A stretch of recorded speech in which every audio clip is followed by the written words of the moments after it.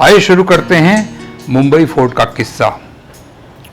हुआ यह था कि जब मुंबई पर ईस्ट इंडिया कंपनी का राज हुआ, उस समय मुंबई बॉम्बे हुआ करता था। तो सूरत से गुराल्ड ओंगियार गवर्नर बन के बॉम्बे आए। उन्होंने 1670 ईस्वी में बॉम्बे को एक शहर में तब्दील करने का एक खाका तैयार किया। उस खाके में एक फोर्ट बनाने की वकालत की गई थी, लेकिन तब तक ये काम शुरू नहीं हुआ और ओंगियार यहां से चले गए। 1715 ईस्वी में चार्ल्स बून जब बॉम्बे का गवर्नर बन के आए तो उन्होंने 1715 ईस्वी से ही एक फोर्ट बनने का काम शुरू किया, जो मेधाम पॉइंट से लेकर डोंगरी तक का पूरा एरिया उसके अंदर आ रहा था। मेधाम पॉइंट, आज अगर आप रीगल सिनेमा से आगे बढ़ें तो एक लॉयन गेट आता है, उस लॉयन गेट को मेधाम पॉइंट बोला जाता था। वहां से लेकर डोंगरी तक का पूरा एरिया जो काले पत्थरों से बनाया गया और 10 साल में यह पूरा फोर्ट बनकर तैयार हुआ।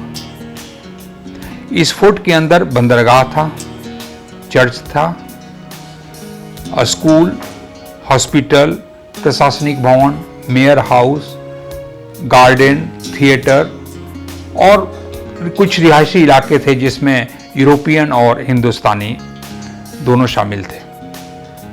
और जब ये फोर्ट बनकर तैयार हुआ तो हिंदुस्तानी इसे काला फोर्ट कहा करते थे, ब्लैक फोर्ट, और अंग्रेज इसे टाउन कहने लगे।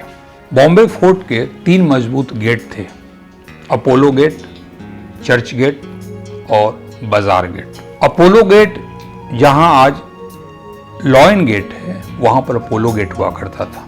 बंदरगाह पर जाने के लिए इसी गेट का इस्तेमाल होता था। और जो आज मुंबई का हुतात्मा चौक है, यहां पर चर्च गेट हुआ करता था।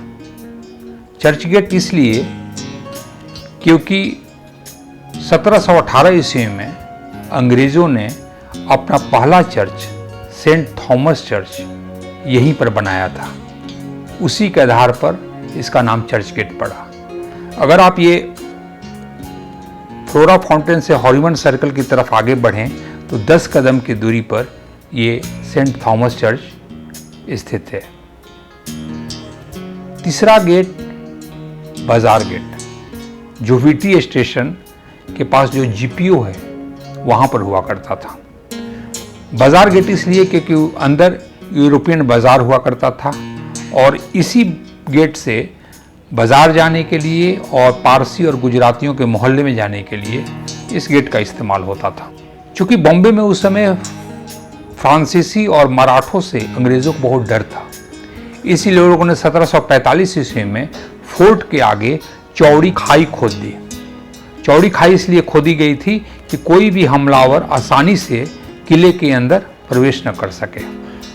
अगर हम फोर्ट एरिया के बारे में बात करें तो फोर्ट के अंदर काले और गोरे, अतः हिंदुस्तानी और यूरोपियन के मोहल्ले अलग अलग थे। जो यूरोपियन और आर्मेनियन लोग होते थे वो मेडिव स्ट्रीट पर रहा करते थे। मेडिव स्ट्रीट, अगर आप काला घोड़ा गए हों या जानते हों, तो वहाँ पर एक रिदम हाउस है। रिदम हाउस के पीछे का जो एरिया है वो मेडिव स्ट्रीट कहा जाता था। वहाँ पर आज भी आर्मेनियन चर्च खड़ा है जो 200 साल पुराना है। और हिंदुस्तानी मोहल्ले उत्तर की तरफ जीपीओ और डोंगरी एरिया में, उस एरिया में अवस्थित था और वहां पर उनके अपने बाजार भी होते थे। किले के अंदर काले और गोरे लोग, अंग्रेज और हिंदुस्तानी, अक्सर एक दूसरे के घर नहीं जाया करते थे। वो मैदान में मिलते थे या बाजार में मिलते थे, क्योंकि हिंदू अंग्रेजों को अछूत मानते थे।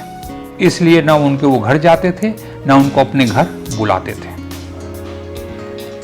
जो तीनों गेट था, अपोलो, चर्च गेट और बाजार गेट, यहाँ पर हिंदुस्तानी सिपाही पहरा देते थे। तीनों गेटों की खास बात ये थी कि सूर्यास्त होने के बाद चर्च गेट और अपोलो गेट दोनों बंद हो जाया करता था और उसके आधे घंटे बाद बाजार गेट भी बंद हो जाता था। अगर जो भी किले में रहने वाले लोग हैं अगर वो किसी कारणवश बाहर रह गए या कोई मेहमान आया हो और सूर्यास्त के बाद अगर आए तो उसे किले के अंदर आने नहीं दिया जाता था। उसे रात या तो वहाँ के मैदान में या किले के दीवार के पास बितानी पड़ती थी।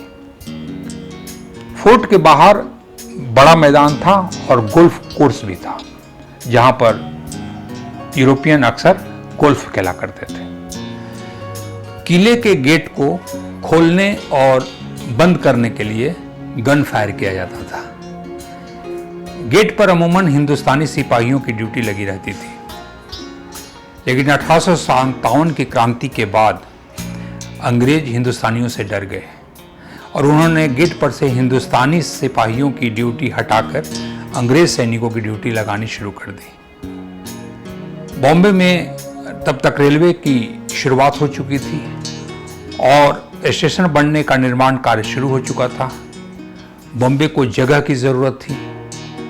उसके लिए ये फैसला लिया गया कि इस फोर्ट को अब तोड़कर गिरा दिया जाए। तो 1862 और 63 के बीच इस मुंबई के फोर्ट को गिरा दिया गया और उसकी चौड़ी जो खाई थी उसको पाट दिया गया। उससे हुआ ये कि बॉम्बे को बहुत सारी ज़मीन मिल गई और वहाँ पर व्यापारिक संस्थान, इमारतें, रेलवे स्टेशन का निर्माण तेजी से होने लगा और देखते देखते बॉम्बे एक आधुनिक बड़े शहर में तब्दील हो गया।